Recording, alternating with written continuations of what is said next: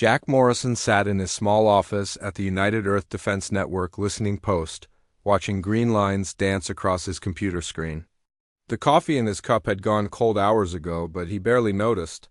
For the past 3 weeks, something strange had been happening in the deep space radio signals he monitored every day. At 35 years old, Jack had spent the last 10 years of his life listening to the emptiness of space. Most days brought nothing but static and the occasional burst from a distant star. His job was simple: scan the radio waves from deep space and report anything unusual. Most people thought it was boring work, but Jack found peace in the routine. Today was different. Hidden beneath the normal cosmic noise, he kept hearing something that shouldn't be there. It was faint, almost impossible to detect, but it was definitely there.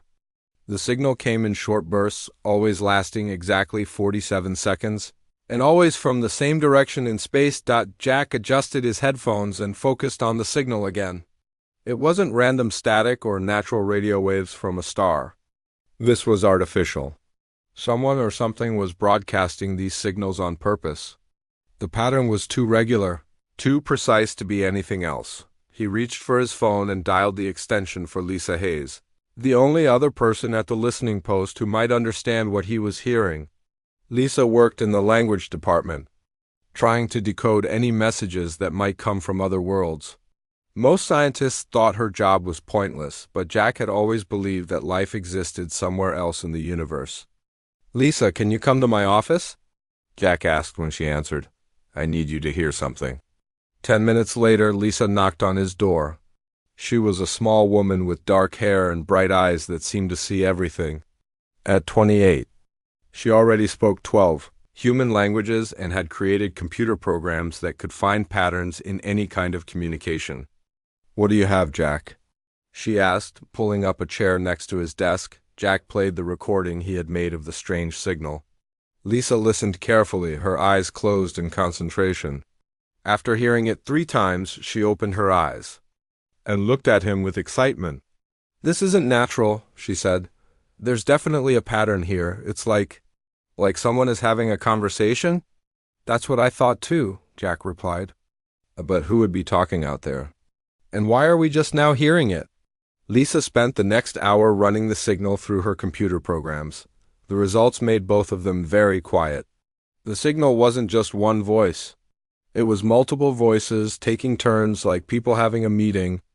Even more disturbing, the signals were coming from different directions in space, but they were all timed perfectly to reach Earth at the same moment. "Jack," Lisa said slowly, "I think we're listening to a conference call between different alien species, and based on the timing, they're all talking about the same thing at the same time." Over the next few days, Jack and Lisa worked together to capture more of these signals. They found that the conversations happened every day at the same time, and they were getting longer. Lisa's computer programs began to identify repeated sounds that might be words in alien languages. The breakthrough came on a Friday evening when Lisa's newest program found something that made her face turn pale. She had been trying to match the alien sounds to any human languages, not expecting to find anything, but the program had found several matches. "Jack," she said, her voice shaking, "some of these words, they're human words. Names of places on Earth. I can hear them saying North America and Pacific Ocean and nuclear weapons." Jack felt his blood turn cold. "Are you sure?" Lisa played the recording again, this time highlighting the parts her program had identified. There was no mistake. Mixed in with the alien languages were human words, spoken with strange accents but clearly recognizable. They worked through the weekend, barely sleeping, trying to understand what they were hearing. The more they decoded, the more frightened they became. The aliens weren't just talking about Earth, they were talking about humans like they were studying animals in a zoo. On Monday morning, Lisa made a discovery that changed everything. She found a section of conversation where the aliens were discussing something they called the schedule. Her program translated enough of it to understand that they were planning something for Earth, and it was supposed to happen soon. "They're not just watching us, Jack," Lisa said, her hands shaking as she showed him the translation. "They're planning something. And from what I can understand, it's not good." Jack stared at the computer screen, reading the partial translation over and over. Words like infiltration, government leaders, and preparation phase appeared multiple times. The aliens were talking about a plan that had been running for years, and Earth was the target. That night, Jack couldn't sleep. He kept thinking about what they had discovered. If aliens were planning something against Earth, who should they tell? The military? The government? But what if the aliens were already inside those organizations? The next morning, Jack and Lisa made another disturbing discovery. They found older recordings in the computer files, signals that had been marked as space noise and ignored. When they analyzed these recordings with Lisa's new programs, they found more alien conversations, going back almost 2 years. They'd been planning this for a long time, Lisa said, looking at the timeline they had created. And look at this pattern. Every time something bad happens on Earth, a major disaster or a war, these conversations happen right before it. Jack looked at the evidence they had gathered. The alien conversations had happened before the earthquake in Japan, before the war in the Middle East, before the economic crash in Europe. Each time, the aliens had talked about these events like they were going to cause them. Lisa, Jack said quietly, I don't think these are just plans for the future. I think they're already here. I think they've been causing these disasters to weaken us. The weight of what they had discovered hit both of them at the same time. Earth wasn't just being watched by aliens. It was being attacked by them, slowly and carefully, in a way that made it look like natural disasters and human conflicts. Jack made a decision that would change his life forever. He couldn't report this through normal channels. If the aliens were already influencing human governments, then going through official channels might alert them that their secret was discovered. We have to handle this ourselves, he told Lisa. We need to find out how many of them are here, what they're planning, and how to stop them, but we have to do it without anyone knowing. Lisa nodded, understanding the danger they were in. If the aliens discovered that humans knew about their plan, they might speed up their timeline or eliminate the witnesses. Over the next few days, Jack and Lisa began to plan their own secret investigation. They would continue their regular work during the day, but at night they would decode more alien messages and try to understand the full scope of the threat facing humanity. Jack realized that he was about to start a war that most people would never know was happening. It would be a silent war, fought in shadows and secrets, with the future of the entire human race at stake. But he also knew that someone had to fight it, and it looked like that someone was going to be him, the Discovery. Phase of their investigation was over. Now the real work would begin. Jack Morrison knew that fighting aliens alone would be impossible. Over the past month, he and Lisa Hayes had decoded enough alien messages to understand that the threat was much bigger than they had first thought.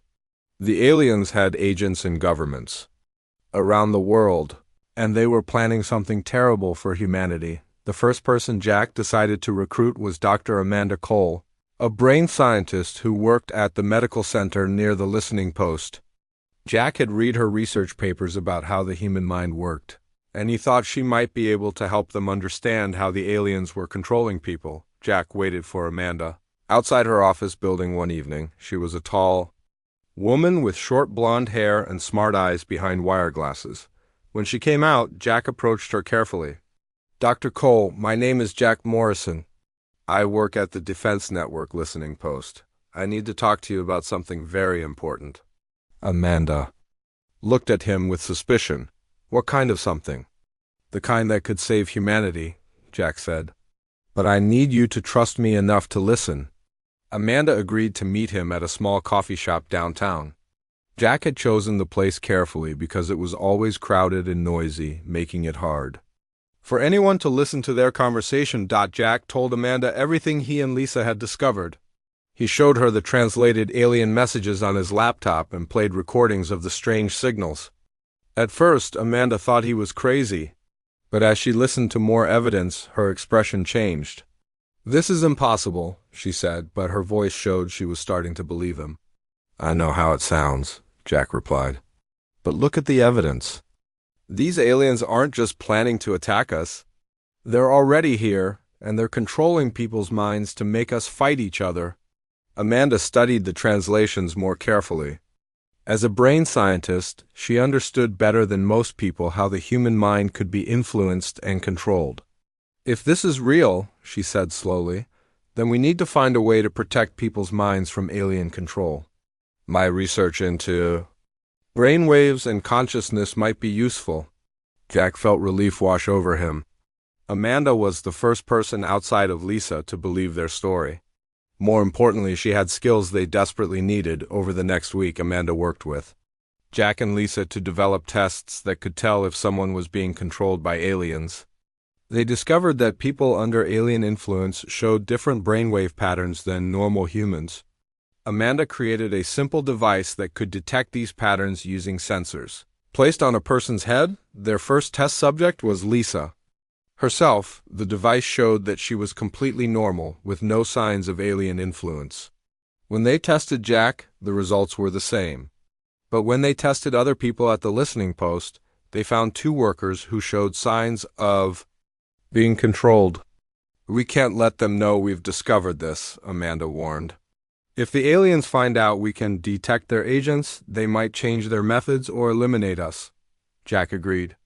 They would have to be very careful about who they tested and how they did it. They also needed more people to help them fight this hidden war. The next person Jack recruited was Marcus Webb, a former Navy SEAL who now worked as a security guard at a government building. Jack had known Marcus for years, and he trusted him completely. Marcus was a big man with short black hair and scars on his hands from his military service. Jack met Marcus at a bar they both visited sometimes. After a few drinks, Jack carefully brought up the subject of alien threats. Marcus laughed at first, but when Jack showed him the evidence, his military training took over. If this is real, Marcus said, then we're dealing with an enemy that's been preparing for years while we didn't even know they existed. That's a serious tactical disadvantage. Marcus agreed to help them, but he insisted they needed better security and more weapons. He knew places where they could meet safely and people who could get them equipment without asking questions. The team grew slowly over the next few months. Jack found Kevin Park, a computer expert who worked at a tech company. Downtown, Kevin was young, maybe 25, with messy brown hair and thick glasses. He was brilliant with computers and could hack into almost any system. Kevin helped them set up secure communications that the aliens couldn't intercept. He also created fake identities for all of them so they could move around without being tracked. Most importantly, he found ways to access government databases to look for more evidence of alien infiltration. Amanda continued working on ways to protect human minds from alien control. She discovered that certain meditation techniques and mental exercises could make people more resistant to alien influence. She began teaching these techniques to the other team members. Lisa kept working on decoding alien messages, and what she found made them all very worried. The aliens were not just from one planet. They were from many different worlds, all working together against humanity. They called themselves the Valdari Alliance, and they had destroyed other civilizations before coming to Earth. They're not just planning to kill us, Lisa explained to the team during one of their secret meetings. They want to keep some humans alive to work as slaves. They think we're useful but dangerous, so they're trying to weaken us first. The team realized they needed to find the aliens' base of operations on Earth. Kevin used his computer skills to track strange energy patterns that might indicate alien technology. After weeks of searching, he found something interesting. There's a research facility in the mountains outside the city, Kevin reported. It's supposed to be studying climate change, but the energy readings don't match that kind of research. Someone is using a lot more power than they should need. Marcus suggested they scout the facility to see what was really happening there. It was dangerous, but they needed to know if it was an alien base. Jack agreed, knowing that they had to take risks if they wanted to protect humanity. The team spent 2 weeks planning their reconnaissance mission. Marcus taught them basic military tactics and how to move without being detected. Amanda created portable versions of her alien detection device that they could carry with them.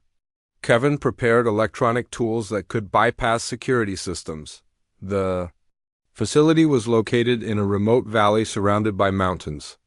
It looked like a normal research station from the outside, but when they got closer, they could see it was much more heavily guarded than a climate research facility should be. Using night vision equipment that Marcus had obtained, they watched the facility for 3 days. What they saw convinced them that this was indeed an alien base. The guards moved in patterns that weren't human, and some of them seemed to be able to see perfectly in complete darkness. On the third night, they managed to get close enough to plant some of Kevin's electronic devices near the facility's communication array. These devices would intercept any signals going in or out of the base. The information they gathered from those devices was shocking. The facility was indeed run by aliens, and it was one of many bases around the world. The aliens were using these bases to coordinate their infiltration of human governments and their plan to weaken humanity. Most disturbing of all, they learned that the aliens were planning to accelerate their timeline. Instead of waiting several more years to reveal themselves, they were going to start the final phase of their plan within months. Jack realized that his small team would not be enough to stop a global alien conspiracy. They needed to recruit more people and find a way to warn humanity about what was coming. But they had to do it without alerting the aliens to their existence. The silent war was about to become much more dangerous, and Jack knew that the fate of the entire human race now depended on what his team did next. Jack Morrison stood in the abandoned warehouse that had become their secret headquarters, looking at the map of the world covered in red pins. Each pin marked a location where his team had confirmed alien activity. In just 6 months, they had discovered that the alien infiltration was far worse than anyone could have imagined. The team had grown to 15 people, all carefully tested and trained to resist alien mind control. They operated in small cells across different cities, communicating through Kevin Park's secure network. Each cell worked independently, but they all reported back to Jack with information about alien operations in their areas. Lisa Hayes had made a breakthrough in understanding the alien language. She discovered that the Valdari were not just planning random attacks on humanity. They were systematically destroying everything that made humans strong and united. Every war, every economic crisis, every natural disaster that seemed to hit at the worst possible time had been carefully planned by the aliens. "They're not just trying to weaken us," Lisa explained to Jack during one of their midnight meetings. "They're trying to make us lose hope. They want us to believe that humans are naturally violent and destructive, so we'll give up fighting when they finally reveal themselves." Dr. Amanda Cole had been working on ways to protect more people from alien mind control. She had developed a series of mental exercises that could be taught quickly to large groups of people. The exercises looked like simple meditation techniques, but they actually trained the brain to resist alien influence. The good news is that humans are naturally more resistant to their mind control than they expected, Amanda reported. That's why they've had to work so slowly and carefully. If we can teach enough people these techniques, we can make their mental manipulation almost useless. Marcus Webb had been training new recruits in combat and security procedures. He had also been studying the alien technology they had observed at the mountain facility. What he learned was both encouraging and terrifying. "Their technology is advanced, but it's not magic," Marcus told the team. "They have weaknesses and they can be defeated.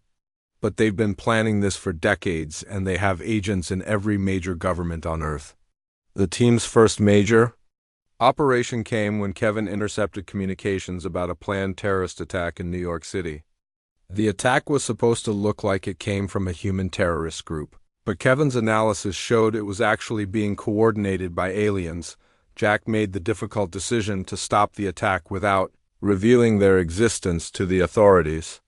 If they simply called the police, the aliens might realize that someone was monitoring their communications.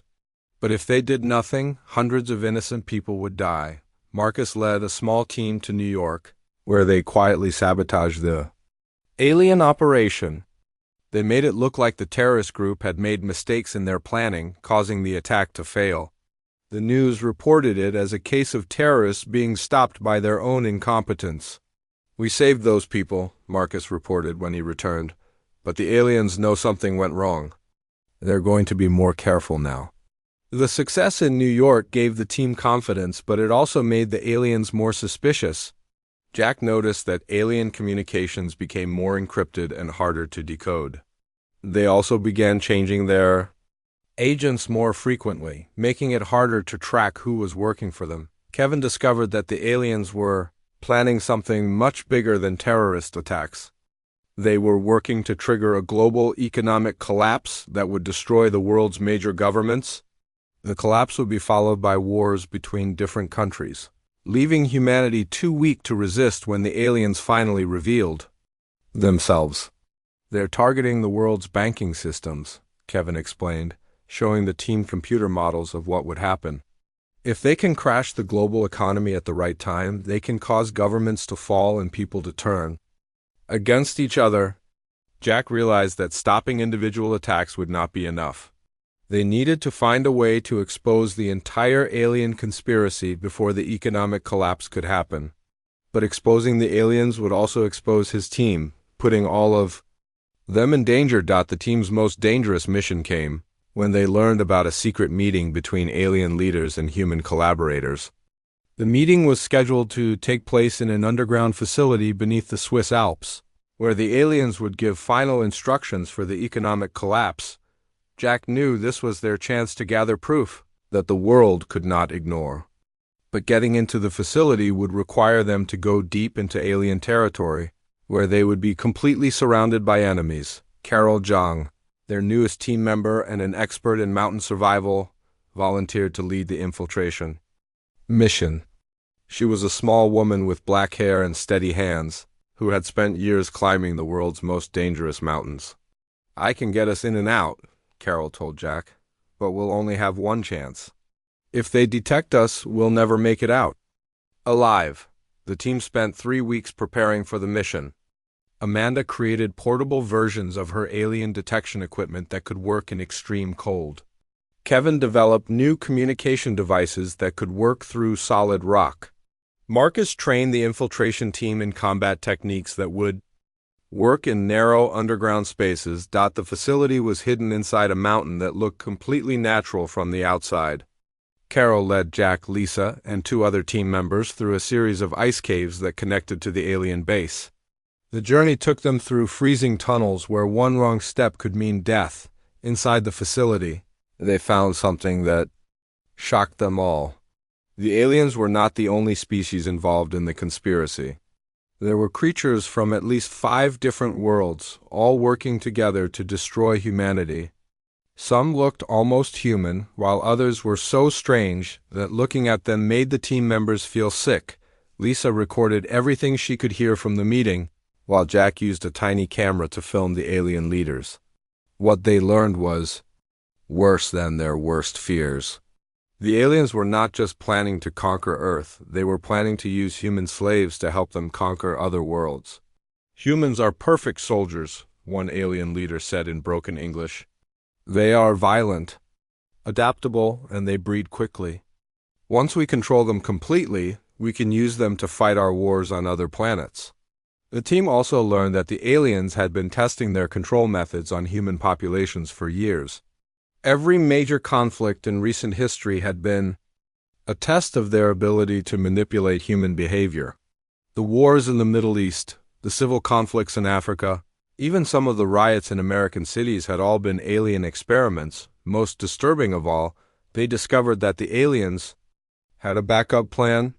If humanity proved too difficult to control, they would simply poison the atmosphere and kill most of the human population.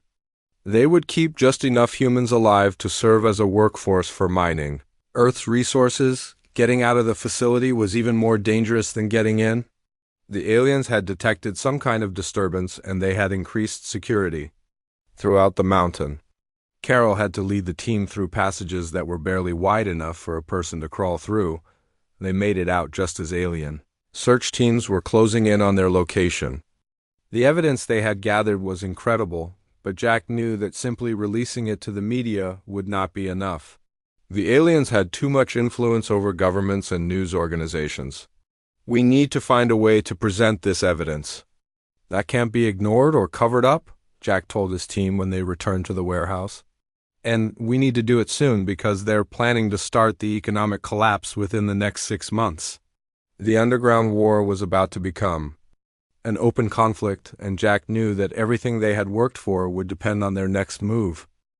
Jack Morrison knew that the time for hiding was over.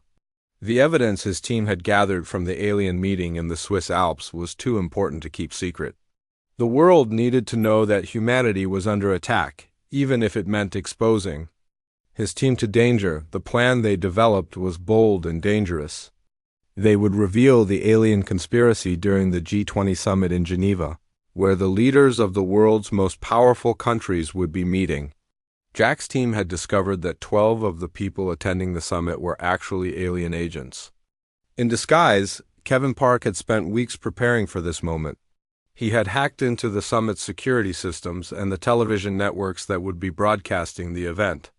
When the time came, he would be able to take control of cameras and communication systems around the world. Dr. Amanda Cole had been working on a device that could force the alien shapeshifters to reveal their true forms. She had discovered that a specific frequency of sound waves could disrupt their ability to look human. The device was small enough to hide in a briefcase, but powerful enough to affect an entire room. Marcus Webb had positioned his best people in key locations around Geneva. Some were disguised as security guards, others as journalists or hotel staff. They all carried Amanda's alien detection devices and were ready to act when Jack gave the signal. Lisa Hayes had prepared translations of the alien communications they had recorded. She had also created a presentation that would explain to the world exactly what the aliens had been doing to humanity for years. The most dangerous part of the plan was getting close enough to the world leaders to use Amanda's device. Jack would have to get inside the summit building himself, carrying equipment that could expose him if he was caught. Carol Jung had found a way into the building through the old sewage tunnels that ran beneath Geneva. It was a difficult and dangerous route, but it would allow Jack to enter the building without going through security. On the morning of the summit, Jack made his way through the underground tunnels carrying Amanda's device and a small camera. The tunnels were dark and filled with water, but Carol had mapped out the exact route he needed to take. Above ground, the world's leaders were gathering in the main conference room. Jack knew that among them were alien agents who had been working for years to destroy human civilization. Today, their secret would be revealed to the entire world. Jack reached the basement of the summit building and made his way to the ventilation system. From there, he could reach the main conference room without being detected. He moved slowly and carefully, knowing that one mistake could ruin everything. In the conference room, the President of the United States was giving a speech about global cooperation. Jack could see him through a ventilation grate, along with the other world leaders sitting around a large table. Some of them looked completely human, but Jack knew that several were actually aliens in disguise. Jack activated Amanda's device and pointed it toward the conference table. The device began emitting sound waves that were too high for humans to hear, but the effect on the aliens was immediate and dramatic. The German Chancellor suddenly began to change. His skin started to shift and bubble, and his face began to stretch into an impossible shape.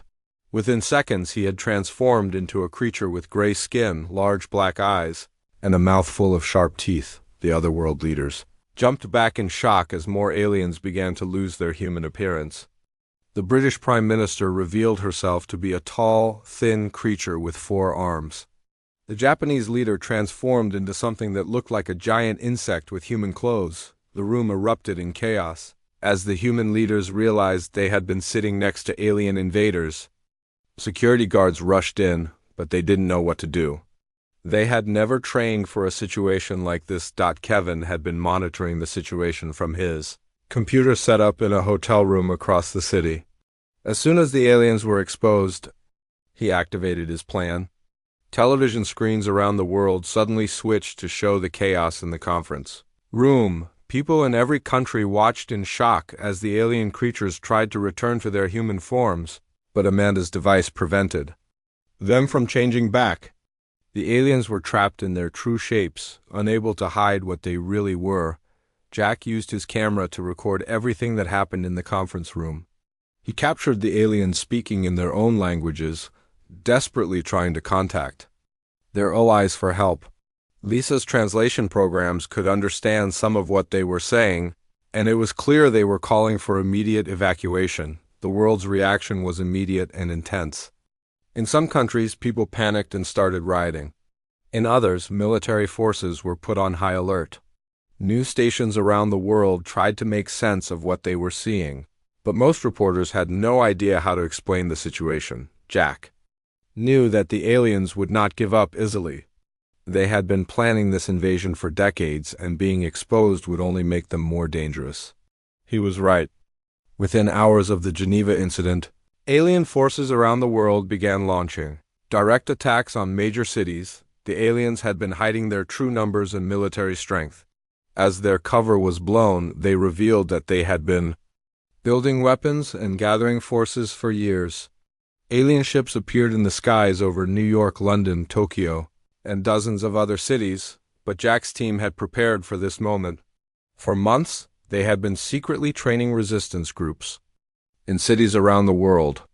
They had taught people how to resist alien mind control and how to fight back against alien technology. Marcus Webb coordinated the global resistance from a secure bunker outside Geneva.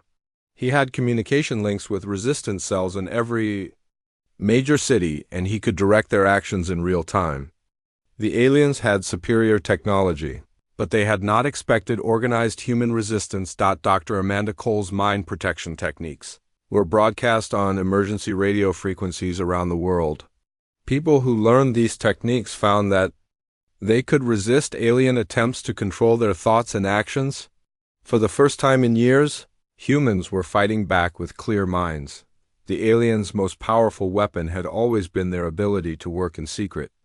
Now that they were exposed, they found themselves fighting an enemy that knew their methods and had prepared defenses against them. Kevin Park used his computer skills to disrupt alien communications and jam their control systems. He had been studying their technology for months, and he knew how to cause problems for their ships and weapons. His cyber attacks helped human military forces target alien positions more effectively. Lisa Hayes used her knowledge of alien languages to intercept their communications and predict their next moves. She could understand their battle plans and warn human forces about incoming attacks. Her translations also helped humans understand that the aliens were not united in their support for the invasion. The most important discovery was that not all aliens wanted to destroy humanity. Some of the alien species had been forced to join the invasion by the Valdari, the most powerful alien race. When they saw humans fighting back successfully, some of these species began to reconsider their position. Jack realized that the key to victory was not just military force, but also diplomacy. If humans could convince some alien species to switch sides, they could turn the invasion into a civil war among the aliens themselves. The battle for Earth had begun. But for the first time since the aliens had started their secret war, humans were fighting back with full knowledge of their enemy. The silent war was over, and the real fight for humanity's survival had just begun. The war for Earth had been raging for 3 months. Cities around the world showed the scars of battle between human forces and alien invaders. But Jack Morrison could see that humanity was winning, even though the cost had been terrible. From his command center in an underground bunker beneath the Swiss mountains, Jack coordinated resistance efforts across the globe. His small team of 15 people had grown into a network of thousands, all working together to drive the aliens from Earth. The turning point had come when Dr. Amanda Cole made her greatest discovery. She had been studying captured alien technology when she found something that changed everything.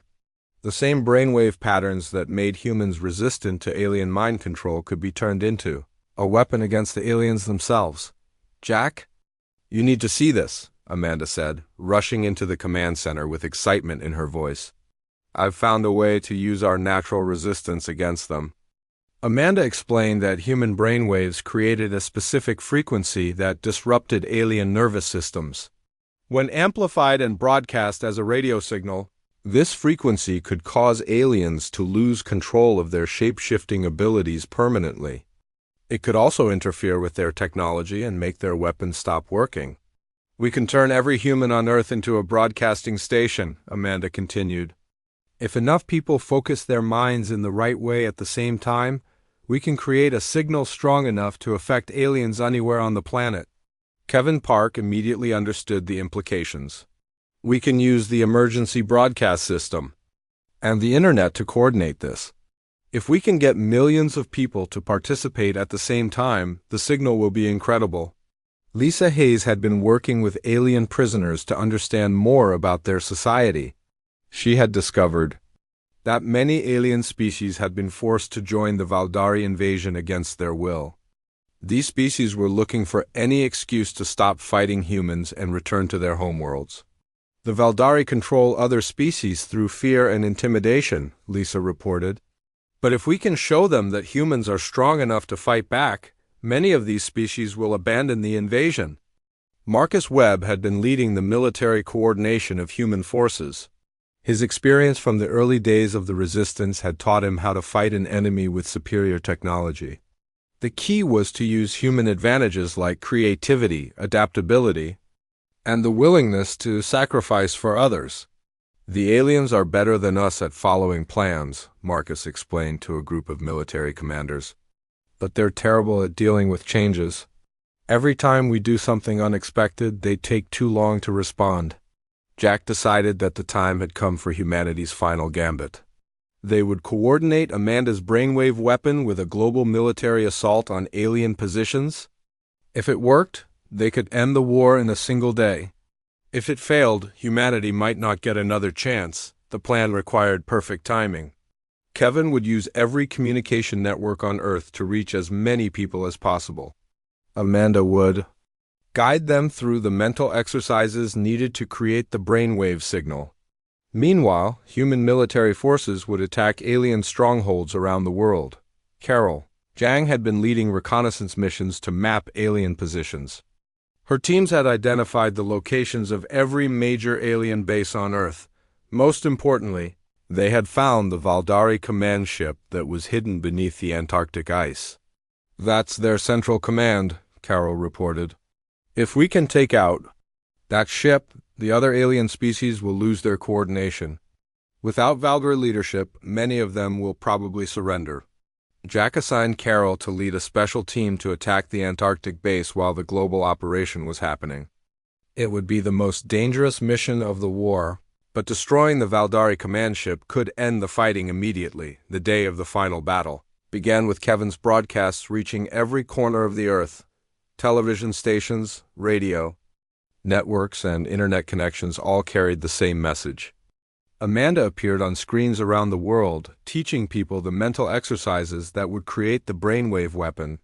"Focus your mind on the idea of freedom," Amanda told billions of people. "Think about protecting your families and your future. Let that feeling fill your thoughts completely." Jack watched as reports came in from around the world.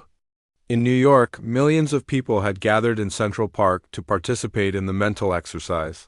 In London, crowds filled Trafalgar Square. In Tokyo, Beijing, Mumbai, and hundreds of other cities, humans were joining together in a way that had never happened before. The effect began almost immediately. Alien ships around the world started to lose power and crash to the ground. Alien weapons stopped working, and many aliens found themselves unable to maintain their human disguises. The brainwave signal was working even better than Amanda had hoped, but the Valdari were not giving up easily. Their command ship in Antarctica began broadcasting its own signal, trying to counteract the human brainwaves. The battle was becoming a contest between human willpower and alien technology. Carol's team was fighting through the ice caves beneath Antarctica, trying to reach the Valdari command ship. The aliens had built massive defenses around their base, and the battle was fierce. But Carol's people had been trained by Marcus, and they knew how to fight in impossible conditions. "We're at the main entrance," Carol reported over her radio. "But they've got some kind of energy barrier blocking our way." Kevin had an idea. Try using one of Amanda's detection devices near the barrier. If it's based on alien brainwaves, our signal might disrupt it. Carol tried Kevin's suggestion, and the energy barrier flickered and disappeared. Her team rushed into the command ship, where they found themselves face to face with the Valdari leadership. The Valdari were not what anyone had expected. They were small, weak creatures who relied completely on their technology and their ability to control other species. Without their mental powers, they were almost helpless. Jack listened over the radio as Carol's team captured the Valdari leaders. Around the world, alien forces were surrendering or fleeing Earth as fast as their ships could carry them. The species that had been forced to join the invasion were eager to make peace with humanity. The war was over, but Jack knew that the real work was just beginning.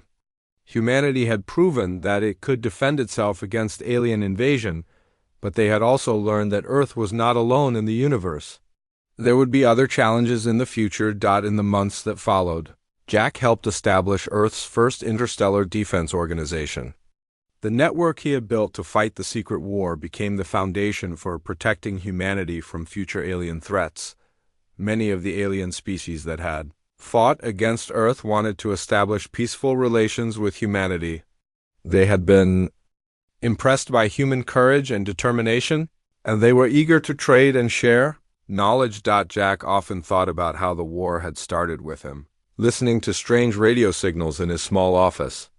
The quiet analyst who had spent years monitoring empty space had become the architect of humanity's greatest victory. Dr. Amanda Cole continued her research into human consciousness, but now she worked with alien scientists who were fascinated by human mental abilities.